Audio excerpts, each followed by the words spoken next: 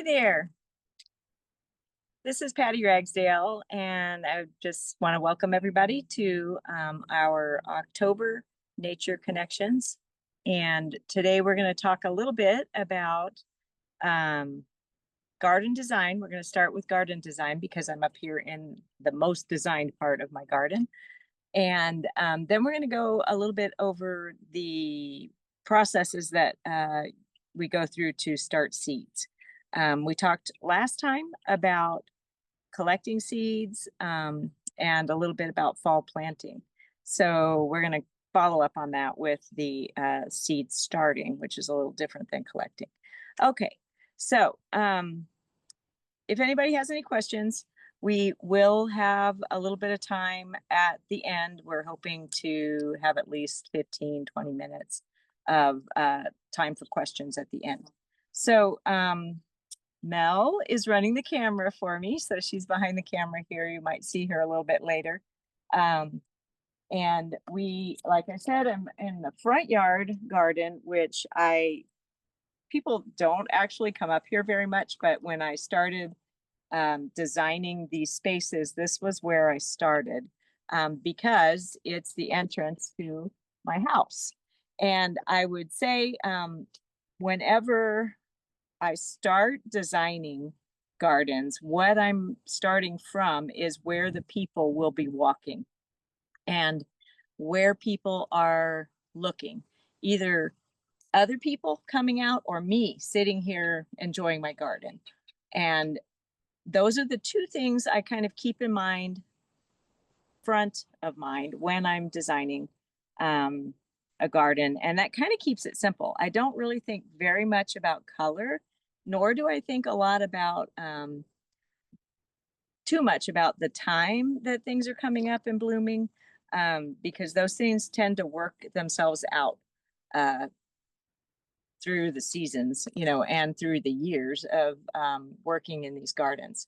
So a lot of people, when they come, are looking for color. They're looking for colors that go with other colors. And a lot of times with native plants, that's going to depend on what season you're talking about. So this garden in spring is very short. And obviously, if you look around now, things are really tall. They take up a lot of space. But in the spring, things are barely popping out of the ground and everything looks really flat in spite of me leaving stems. By then, the stems are starting to break down. So when you're designing, you're really going to be thinking more about this time of the season when things get tall, because height is, to be honest, your most important part, the important consideration when you're designing. Because if you're putting something like this prairie dock, which we've cut down quite a bit, really close to a path like I did right here, you're going to have to deal with these 8-foot stems leaning over into your walkway. So some of our maintenance tasks are around controlling or managing height where I put it too close to a sidewalk or a walkway. On the other hand, you do need some of those big structural plants to add interest. So kind of picking and choosing how that's going to lay out.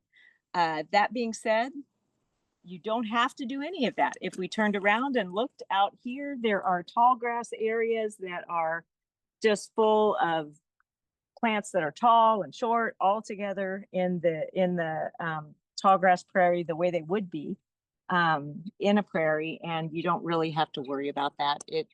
It works itself out in the season, and I'm not going to walk in there anyway, I hope. So, but what we're used to usually up around houses are spaces that are low. And in this garden, you can see most, even though everything's going dormant, most of the plants that are close to the sidewalk are super low. So they're not any more than maybe 12 inches tall, really close. And I'm going to be, planting things underneath these, even like pussy toes. This pussy toes is hardly any height to it at all. it basically is acting like mulch. So it doesn't really get a space in the garden so much. It's just one of those things that I might want to put in there as a host plant to give me a layer of host plant um, kind of benefit. And it's pretty in the early spring when I said everything is flat. That's actually one of the earliest blooming plants here.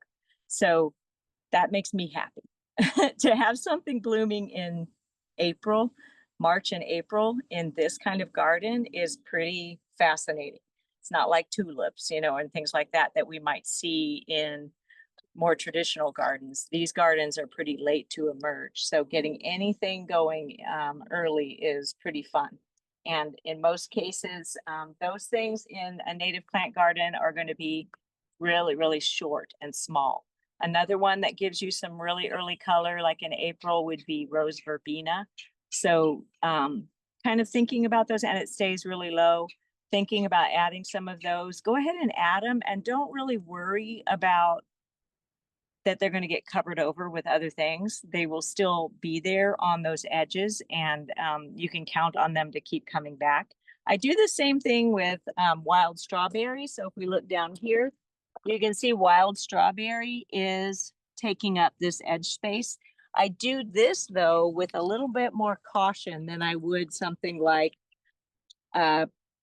pussy toes, because pussy toes isn't going to choke other things out, whereas wild strawberry might do that. So you having a little bit of caution around the use of that and knowing that you may need to control that in your garden later. But when you use it, you automatically are going to get this nice flat thing next to your walkways.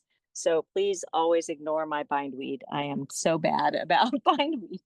So I'm going to say one little word about prairie dropseed. Like this was one that seeded itself here, and I like prairie dropseed a lot. And whenever I get one to seed itself, I know it's going to stay for a long time. This is way too close to the edge. Usually prairie dropseed, and I learned that lesson with this one, which was one of the first ones I put in. I thought, oh, it'll be a great edging plant. Well, it is, as long as it's about 18 inches back from the edge. So some of these plants, even though when they're just the foliage, they work okay right on the edge, but these seed heads can sometimes come all the way out to here. This was a really dry summer, so the seed head stayed pretty small in this area. But when this is really, really going, it is seeds out to here. So that creates a management issue that I don't really want to have. But I still love these anywhere close to edges. They're pretty good. But you can see that these seed heads are causing me to have to, walk through them. So designing for height is probably your biggest thing to keep in mind when you are purchasing plants or thinking about putting them together. Second, like I said, you don't worry too much about the color, but you do worry a little bit about season, because underneath this oak leaf hydrangea over here, this oak leaf hydrangea, the underneath side, if I hadn't thought about season, would be bare, because the plants that are under here they come up in different seasons. There is underneath there a sedge that is, it kind of goes dormant later in the season. So a sedge is under there, and also a spring ephemeral, which is Virginia bluebells. So in the spring, this has blue flowers all in it. Virginia bluebells disappears later in the season. So nothing would be there. We'd have some dead sedges or dead looking sedges and nothing else. So I planted a kind of aggressive plant, but it's awesome because it contrasts so nicely with the big leaves and flower. These are old flowers, but really big flowers of this plant. They have tiny white flowers. This is jump seed. Here's some that are still kind of in bloom. This can be cut back too, but it doesn't come up until later in the summer. So when I can put a plant in there that comes up a little bit later than my Virginia bluebells, so it doesn't cover up my bluebells. But when this is going, the bluebells are gone. So I have something here now, and it's still delicate, still beautiful, gives me a lot of pollinator benefit even after this is gone. So being able to layer plants because you know seasons is really helpful. But again, I didn't start that way. I just started with this big structure here and then decided bluebells would be nice, realized bluebells go away. So I had some room that I could put something else in. So that's kind of one way to think about designing. Just start with the big stuff and then start to learn how the underneath works. So especially when I'm talking about residential spaces and front yards, I really want to think about using a woody plant like this button bush over here, using a woody plant to give me a lot of structure, and then thinking underneath the woody plant, how can I give myself some interest or just cover that ground so that it's going to serve some pollinator, give me some pollinator benefit. Maybe in my case, I like a lot of diversity. I like to be able to collect seeds, a lot of activity for me in these gardens. On the other side, you know, I would say this is a low diversity area. That's another thing to think about in residential kind of suburban areas. We don't want all the time, right on the edges, especially, or in our front yards, a ton of diversity all by itself. And you can do it if you can make an edge that is low diversity or really, really manicured edge.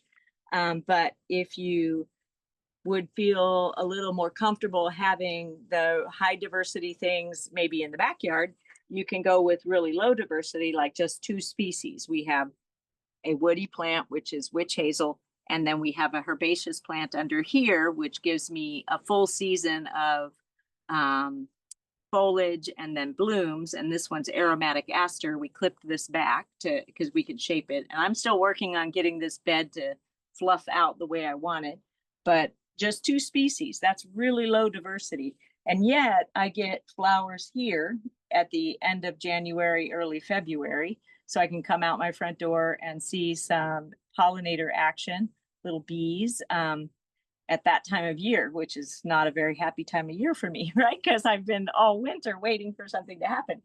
This isn't doing anything yet, but very shortly, this aster will start to sprout on these old stems or from the ground with new leaves. And then it has a nice color. It has a deep green. As those leaves kind of come out, they're bright, bright yellow green.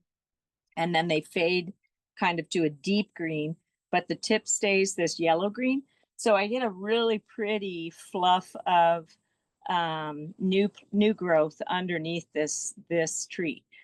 So this area, even though it's low diversity, gives me a lot of benefit all through the season because this plant doesn't actually start to bloom until September, sometimes not until sometime in early October. So this bloom is one of the latest, and I really like having it up here because when it is blooming, it gives me a lot of color, whereas everything else is just kind of going dormant. And then I use small stature plants like Amsonia ciliata, really close, and that one gives me a blue bloom in the spring, but the rest of the season it just has really frilly foliage that turns yellow because all of our Amsonias are going to turn yellow as fall gets underway. Should be underway now, but it's not. So I guess that's the biggest concept is just picking small plants like heuchera and give you this kind of border area that doesn't flop over into your walkways and kind of gives people that sense that you have given this some thought, which is a really helpful thing. So designing, that's where I'm really looking is that height. And I'm starting with walkways, front doors, you know, and views. So a lot of, I mean, really, that is exactly how I do it. I'll stand up there and go, what do I need to do over there to block the view of maybe my air conditioner or something that I don't want to see?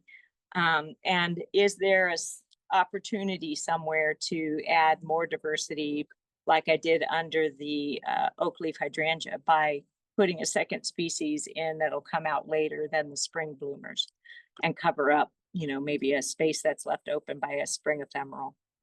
And I do that when I'm just sitting out there with my soda at night or beer, whatever people do.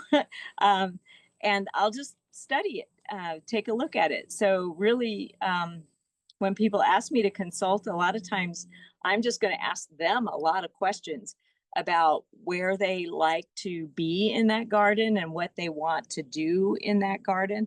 And where they sit, like when do they actually watch this garden, and or are they wanting to work in the garden? How much work in the garden is another thing, because some ways of working in these gardens give me a lot of work to do, and other things are less work. For instance, these New England asters are way more work than an aromatic aster. This one has to be cut back or it gets super ugly. Whereas the aromatic aster isn't one that has to really be cut back. It just helps it get a little bit more tight structure.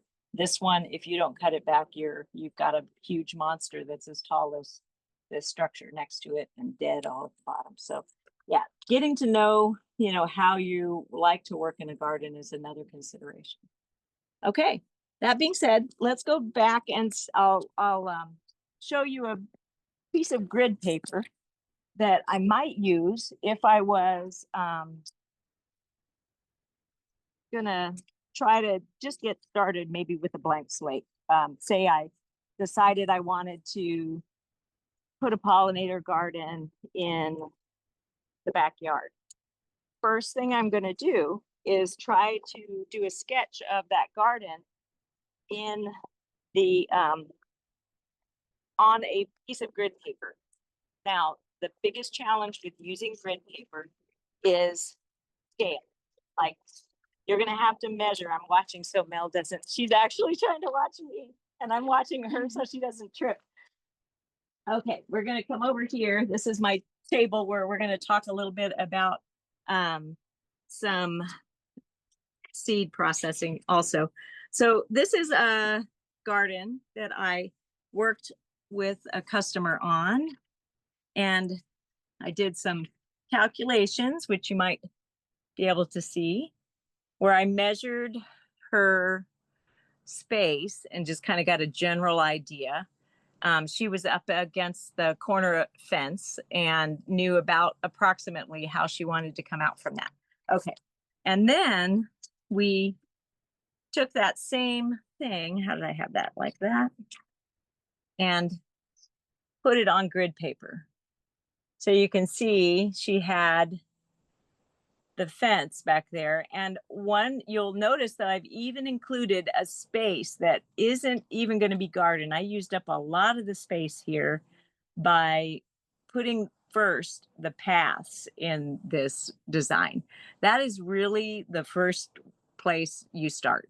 Is one, you got the shape of the garden, but really your ability to maintain the things that you put in there is your next best place to start with garden design. So in this case, this maintenance border that's at the very back was really important because she had an invasive species that was coming through from the neighbor's fence. And so she needed to be able to manage that, or see where that was coming through the fence. And then this kind of is a big space, and she has a little tree that she was putting, I think, a service berry or something in there. So we needed a way to kind of get her back in that space to manage, because she wanted it to have a lot of diversity. But even if this isn't one of those spaces where you need to have low plants back here, because she probably wouldn't, she needed to define where she was going to have to walk in there. And so we put this in, and then she can design around this with some sense that I don't want to put a gigantic plant right there. This also can help you define, like separate really tall plants that are very far in the back from a kind of a mass of medium sized plants up here.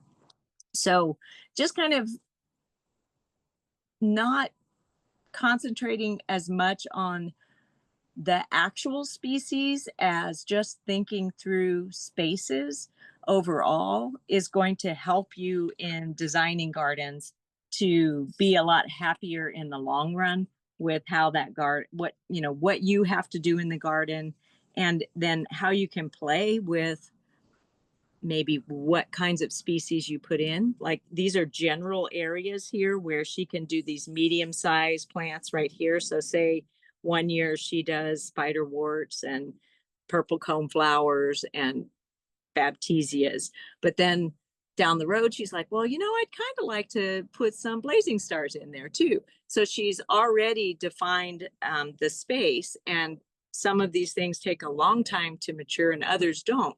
So she might be seeing from her deck, which is back over in this space, she might be seeing that, I have a lot of space that's open in this area. So I might be able to add some more plants in there next year.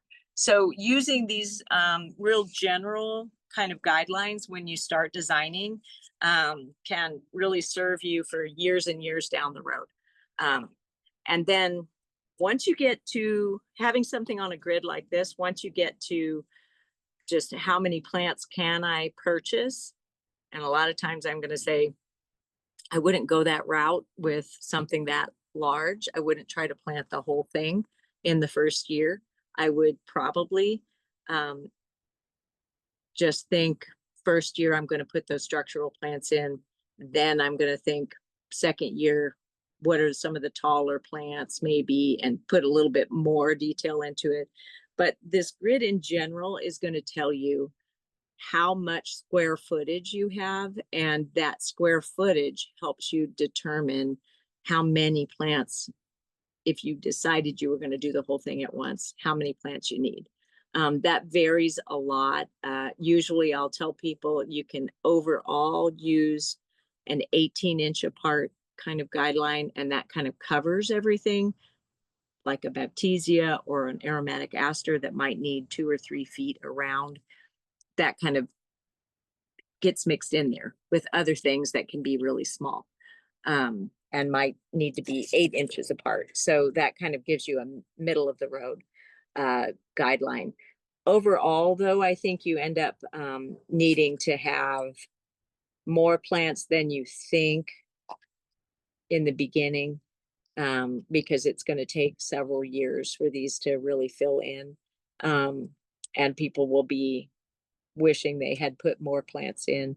It usually works out later that you've done the right thing. But I always tell people, if you put more, if you find that you have space, just buy more plants and put them in there. But don't be afraid of plants that spread, like some of our, sometimes people see or hear that blue mist flower spreads. But what's kind of good about that is that it fills a lot of space and gives you a consistent height.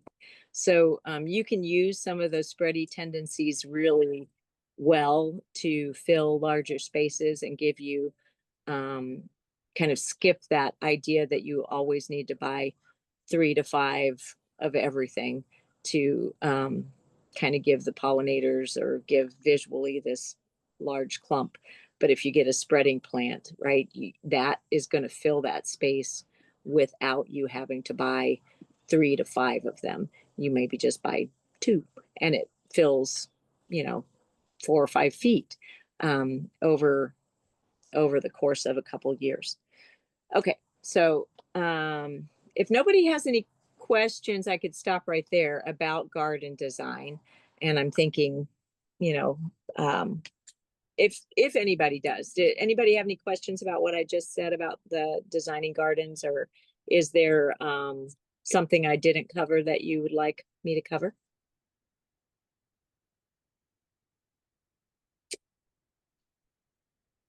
I think we're good because I think we're they good. can Okay. unmute themselves if they want. Yeah. Okay. Yep. Let's see. Do you want to switch to, we might switch to the, I think we're good. So if you're needing to show things Yeah. closely, we can stay on here. Or Yeah, let's stay on here because I am going to show you guys a little bit about seeds. Is it getting too dark? I don't think so. Okay. So I brought these. I'm going to start with blazing stars because they have something really interesting about them. And that is when I'm collecting seeds on blazing stars, they are always in a clump, right? They're when you see them in the spring, you will see that even this one that looks like it's all like just fuzzy, this fuzzy thing, is actually clumps of seeds. So when I pull this off, I'm going to pull some of these off so you can see that those have little flower, kind of, they look like a flower, but each of those was a little clump. And so that was a little bundle of seeds. And so here is, oh no, she's going to have to get really close. Yep. So they're up a bit. on a little, see if it'll even focus. Okay. See, they have a little pappus and then the actual seed. Okay. So there are tons and tons of seeds on that, a lot of seeds. But on these blazing stars, often you're only going to get 20% maybe of these that get pollinated that are actually viable seeds. So I'm going to show you using this other species. This species is Liatris scariosa, and I'm using it because it's slightly bigger than Liatris pycnosphacia. You can see the bundles are much bigger. And if I take that off, the seeds, I don't know, you probably can't. The seeds are much bigger. Here, you're looking at my Band-Aid. So I want you to see these seeds and how many there are right here. There are a lot right there. But what I'm going to do is go with every single one of these, and I'm going to take my thumb and I'm going to press on it until I find one that's hard. And guess what? The first one I tried was hard. When I use my thumb to squeeze that, if it bends, like that one is papery and it bends, there's no embryo in there. There's no viable seed there. And that's the way I kind of test how many are going to have viable seeds, how many are not. In this case, most of these are not viable. There's a viable one. See, I press on it. You might not be able to see it, but it's hard. I mean, I'm not going to try to squish it, but if it doesn't just bend, that is a viable seed. And so I can collect those, or I can just say, I know most of these are not viable, and I'm just going to spread a whole bunch in my seed tray. So that's something to keep in mind, especially with blazing stars, is that you might not, it might look like you get tons and tons of seeds, but a lot of times only a small fraction of them are going to be viable. And that's the way you can tell, is if they're soft, then they're not viable. If they're hard, then they are. And that is, I don't know, is that, I find that mostly with the blazing stars that a lot of the seeds aren't viable. And I think it's because there's so much that unless it's out there where a pollinator can find it, they just might not pollinate all the flowers. So anyway, that is Liatris, and that's what I wanted to show you, is how to test viability on a blazing star species. And all the blazing star species pretty much have that same shape of seed. It has the pappus with the little black seed on the end. So those will get spread in my garden. Okay, now one other thing that I want to show you So that's testing viability, and this is probably the most important species that I could think of that I would really want to test. I'm going to move these things to the side because I'm going to show you one other thing right here, and that is scarification. Scarification is kind of using sandpaper. And what I do is I usually put some fine sandpaper down here, and then I'll use a little rougher sandpaper for my hand. And I'm going to reach in this and get, this is white prairie clover right here. Just like purple prairie clover, those are all on the tip of a stem like that. And when I knock those off, I'm actually knocking off the seeds within a part of the flower. So then if I found these kinds of things, these are empty. There's no seeds on this at all. But all of this is flower parts and seeds. And so scarification in some cases is just about removing the flower part. So I'm just rubbing this together, not super hard, to try to expose the little beans that are the seeds. And in this case, we're going to try to show you what those little beans look like, because it actually is a little bean. I can find one right here. They are super small and they're like a shiny brown bean. Oh my goodness. I'm not going to be able to pick it up for you.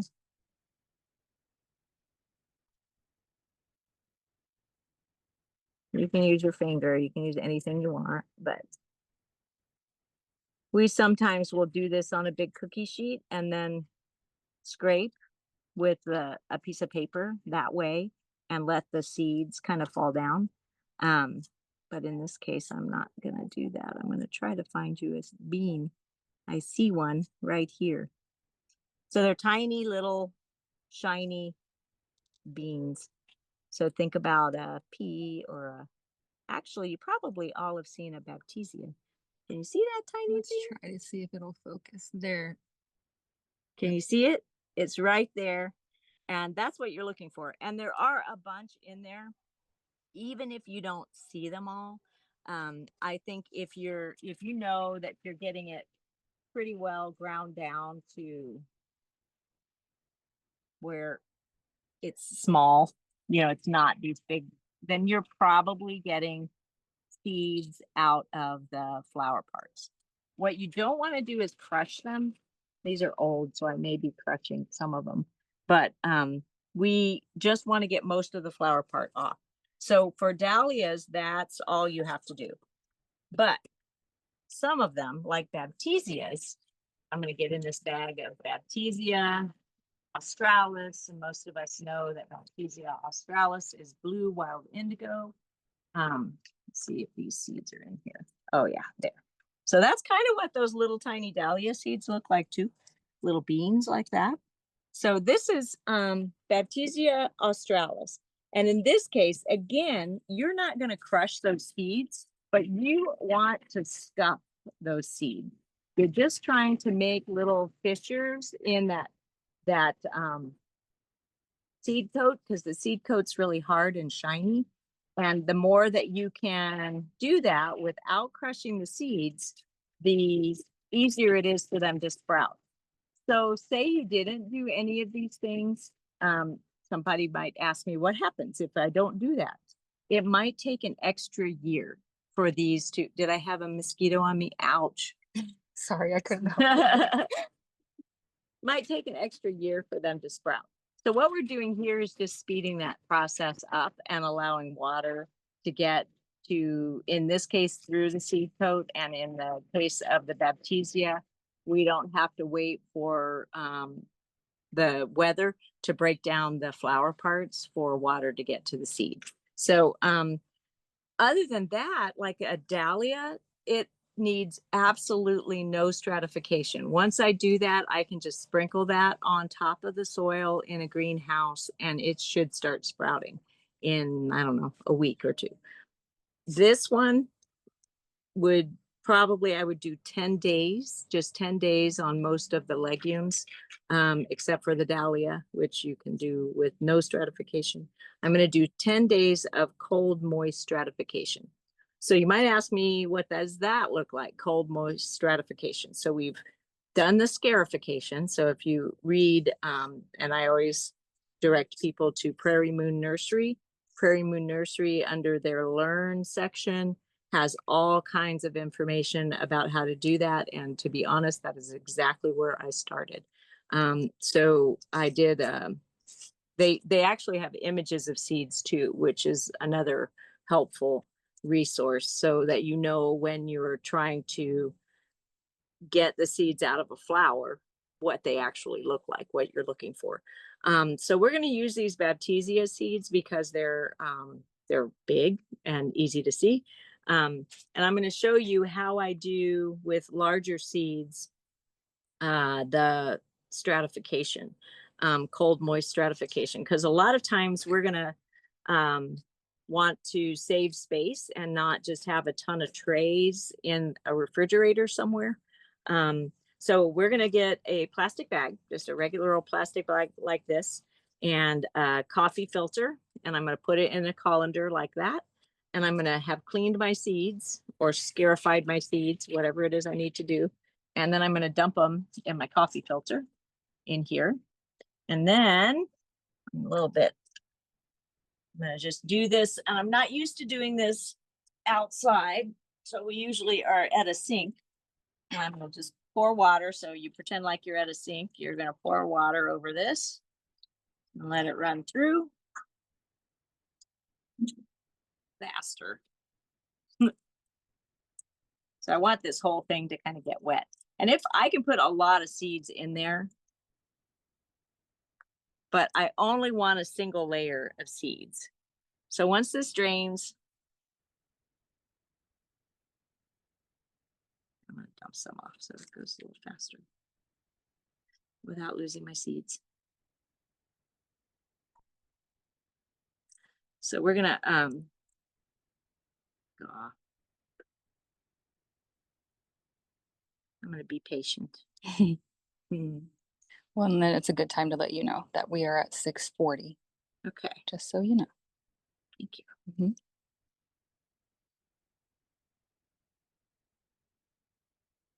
So you let it drain because you don't want it to be super, super wet.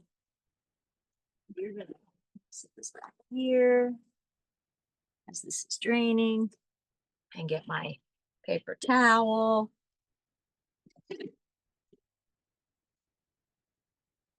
Never knew that you needed kitchen stuff for this, did you? People will tell you not to use kitchen stuff, but use your kitchen stuff.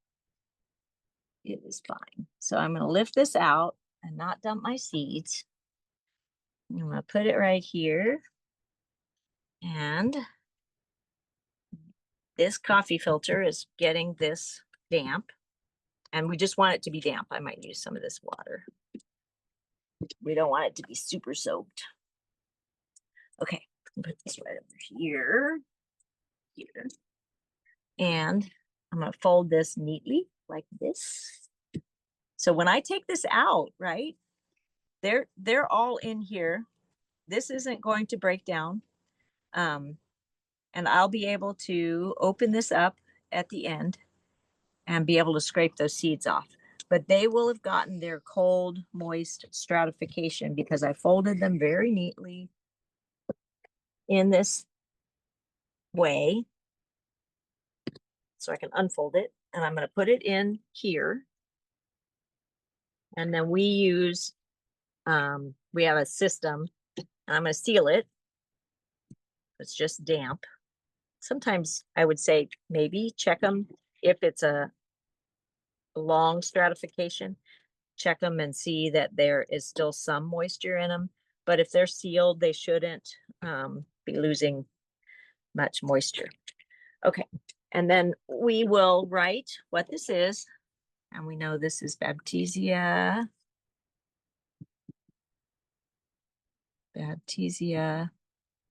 australis. And we are going to put a start date. Start 10, 15, 14, I'll say 15. 15. Best guess. And then end in 10 days, 10/25. And that will go on the front of this. It can be taped or whatever. And then this all gets stacked in our refrigerator, just like that. So we'll have stacks and stacks of these.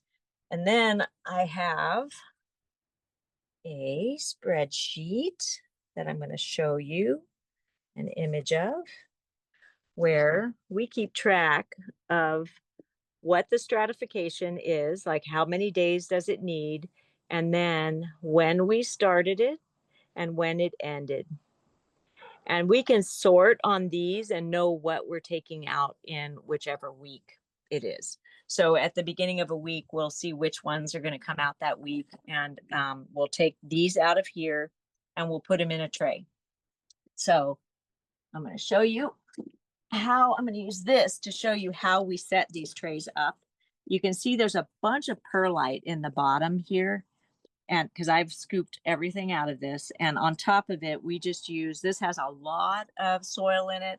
Usually we don't have to do this much soil, but we will sprinkle these seeds on the top of this kind of mixture, and sometimes put another layer of either a light layer of soil over the top or just perlite or vermiculite. And if you don't know, that white stuff is perlite. Here you can see it in here. We use these to sprinkle, and this is vermiculite.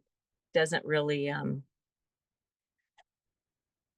matter which one we use. And then we just water these trays in the greenhouse until they start to sprout, and that's how we get that started.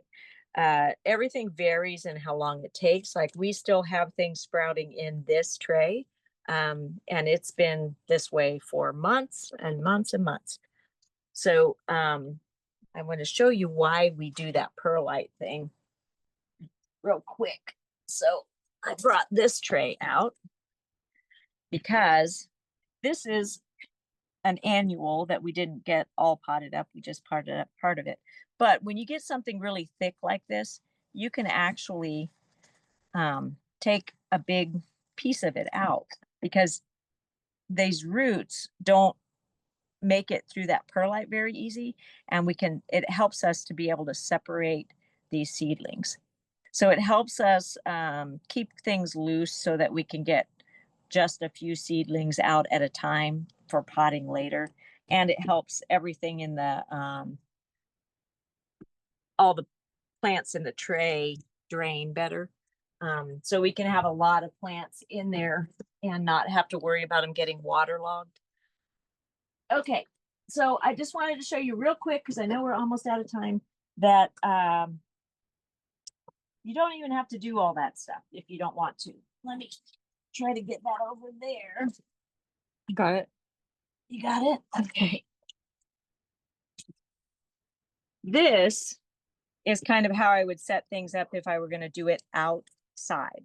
If I was going to just use the natural cold and damp that happens in winter, I might just sprinkle seeds on top of soil and then just cover it, either in this case with a really light row cover. This is just like an insect protecting kind of row cover, or a screen. And then you can see that all this is for really is to keep other seeds from getting in here, and the wind from maybe picking the seeds that I put in here up and taking them somewhere else. But mostly you just want to make sure that the only seeds that are in your pot are the seeds you meant to put in there. These actually already have things sprouting because it's a little bit early to be doing this. I would wait if I were going to put things out and didn't want them to sprout this year. I would wait until after November 15th to start putting things out, because they might sprout this year. And in that case, they would maybe be too small to survive the winter. Okay, that is all I think I have for you today. Does anybody have any questions about starting seeds? Here, I'm gonna sit over here, and Mel, who is running things for me.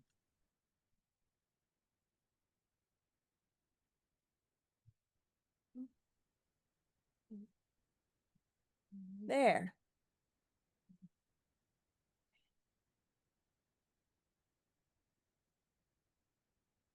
Okay. Are we good now? We're trying to mute the other one so we don't have a reverberation in front of us. Okay, I see we have a couple of people on, but if no one has any questions, that's all I do have for you. We are going to, do we have any more nature connections scheduled for? What is it? I don't remember octops. I'm sorry. So it is October, which means it's the 10th And month. it would be December. December. Yeah. So I think we'll have one more in December.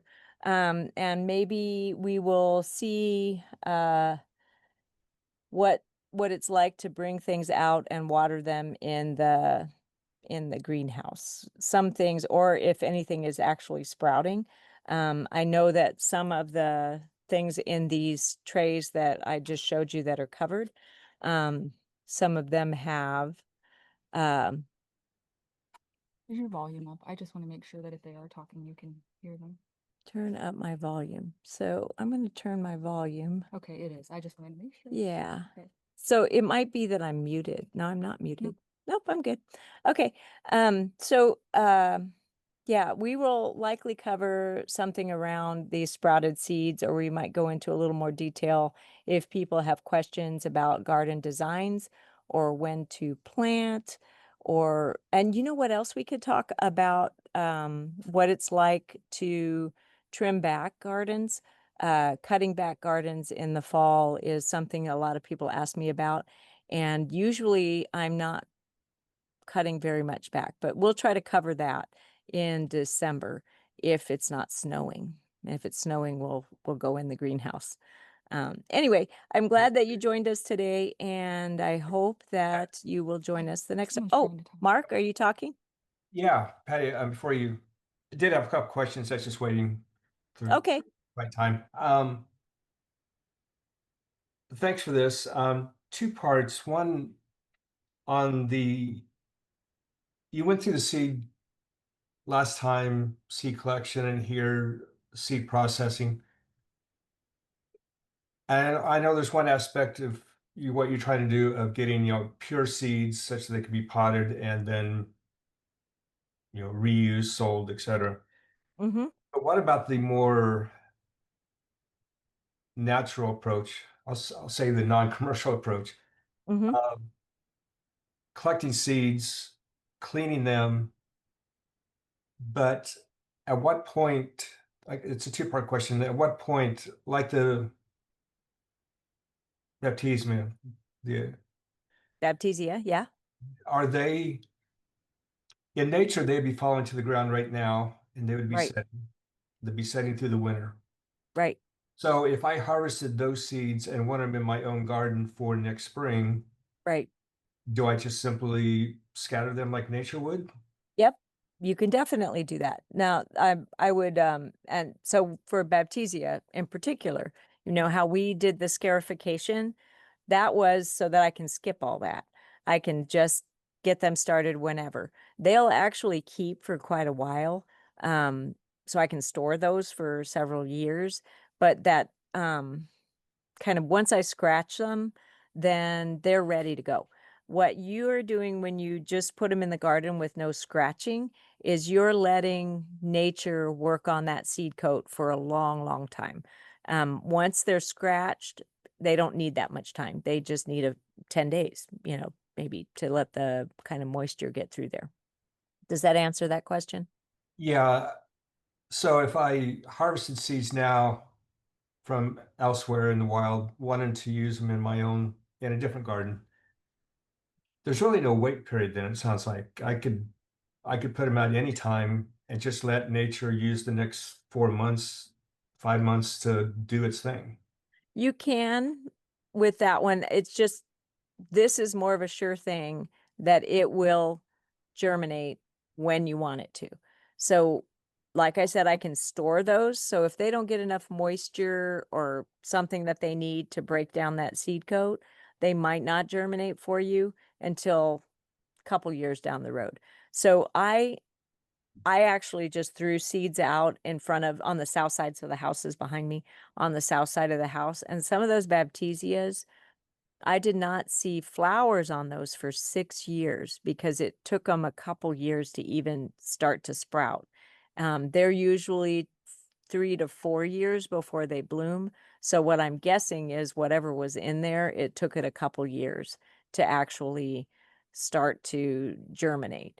So you're probably fine with your baptisia putting it out and thinking that it's going to germinate the next season, especially, I was throwing it on this gravel kind of construction dirt because that's just what I do. I'm just testing stuff to see what happens. And it took 6 years. Um, like the dahlia, I showed you the dahlia purpurea or dahlia candida, I think is the one that we did. That one, that flower coat that's on the outside, generally is what breaks down that first year. So it'll stand on the flower stalk and it might or might not get knocked off, or it might get burned or something like that. If it gets knocked off, falls down to the ground, it's still got all that flower part on top of it. And it might take the first winter to break all that down and then not germinate until the next winter or the next spring following. So you'd get 2 years, right, before it would germinate. What we do when we're trying to clean seeds for what we do here, sprouting them, is we're trying to make sure we get germination during that time that we're growing it. We want the seeds that we start in these trays to start this year. Doesn't always work. I mean, sometimes these, like we still have trays, and I showed you that one that still has seed germinating in it. And that's probably because the seed got too deep. It got watered down in because there were tiny seeds or something. And when we pulled other things out, it exposed those seeds to the sun. So that's another thing you have to consider is in those outside situations, are those seeds getting covered with other things? Did the winter make dirt cover them up?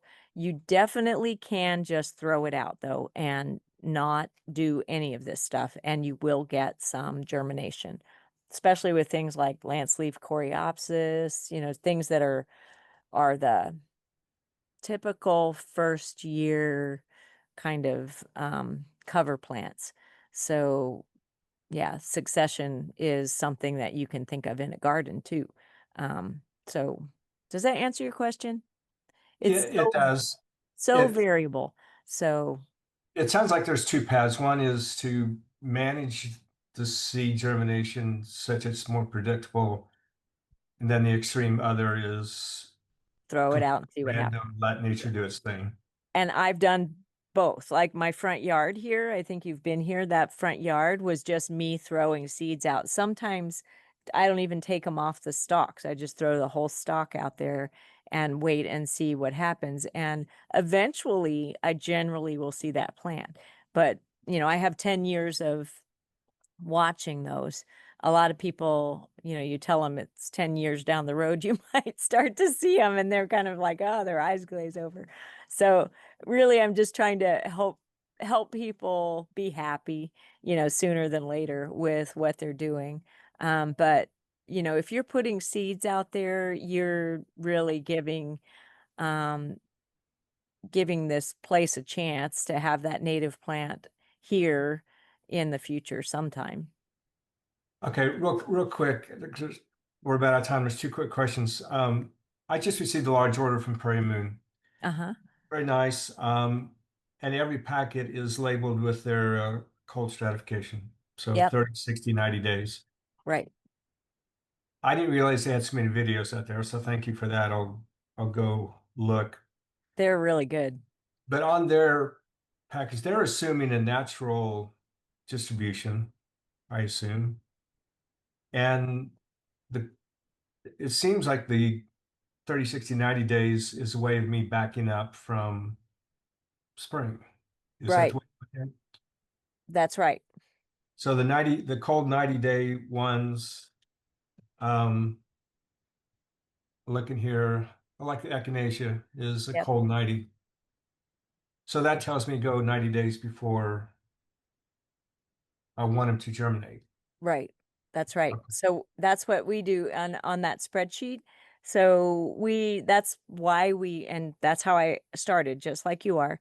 Um, Took that information that Prairie Moon gave me and I started plugging that into this spreadsheet so I would know when to start.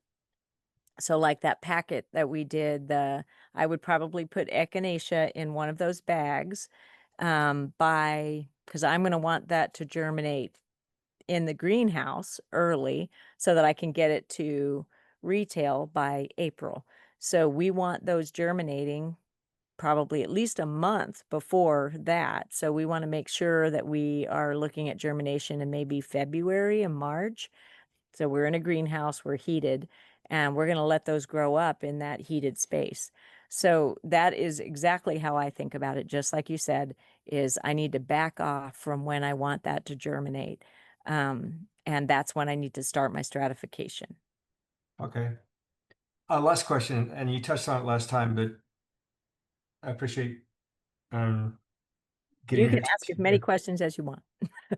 It's on seed storage. I'm still a little confused on, we talked about harvesting and then immediately getting them ready for germination, Hmm. like you just described. But what if I intentionally want to save them for a year or two? Okay. I hear of Yeah. different approaches, but I never really understand when do they need to be cold, when do they need to be airtight and not airtight? So once they're dry, totally dry, you can make it airtight as long as they're in the dark. Does that make sense? So they Yeah. need to be dry and you don't want them to get a lot of light. Like when they're, yeah, in a plastic bag in the sun, they would die there. So that don't store them that way. Um, but there are some seeds and Prairie Moon's going to help you with this too, because when they ship things to you, they'll have a bright pink tag on them that says they keep seed refrigerated. Some seeds need to be always refrigerated. They don't you don't want them to get hot and dry out. Um, so I would say that all seeds could be refrigerated and be fine as long as they're dry. So dry refrigeration is good probably for all seeds, but you don't want to start that cold, wet stratification before you're ready to work on germination. Does that make sense? So what about the air then? Because Like when people what, when when you seal if them they up, sell is that what you're packages of thinking? seeds in a paper bag or a Uh-huh. paper envelope, it's Uh-huh. obviously not airtight. Right. But if I want to save them for several years, does airtight help? I don't know that it really helps. It might help, it might help you make sure that you don't get bugs in them or something like that. I'm not Why sure do that people put them in mason jars? That's an old. I don't know if yeah, that's a mason wise jars term. will work fine. I like mason jars. So, for that kind of thing, better than plastic. And it would be airtight. So, I think as long as they're dry, they can be airtight. It's just, you just want to make sure they stay dry. So that's a Okay. lot of times why I will use paper instead of sealing them up in anything. I just want to keep them in paper because I know they're going to stay dry. Even if they get wet, it's going to dry out eventually. Yeah, that's was part of my thought is an airtight mason jar seems to allow moisture to be trapped where Right. a paper type system will not retain any water. But Exactly. people use mason jars and airtight, and I was just trying to understand the difference. So I don't think, there's no one perfect way to do it. I just avoid sealing things because I'm afraid of moisture getting into seeds, because that will decrease their longevity, storage. But still, I think, if you're past 2 years, most seeds are not going to be very viable past 2 years. Probably seeds like Baptisia would be fine. There are some seeds will last, 100 years. Like I think it's lotus. I've heard that they'll last 100 years. So yeah, so every seed's a little bit different, but I'm just trying to stay safe and not seal things up and keep them in paper as much as I can. Okay, Okay. that's good. Thank you, Patty. Appreciate it. You're welcome, Mark. Thank you. Thanks for everybody attending, and I think we're well out of time unless somebody else has a question. Nope, I think we're good. Thank you so much. We'll talk to you next time.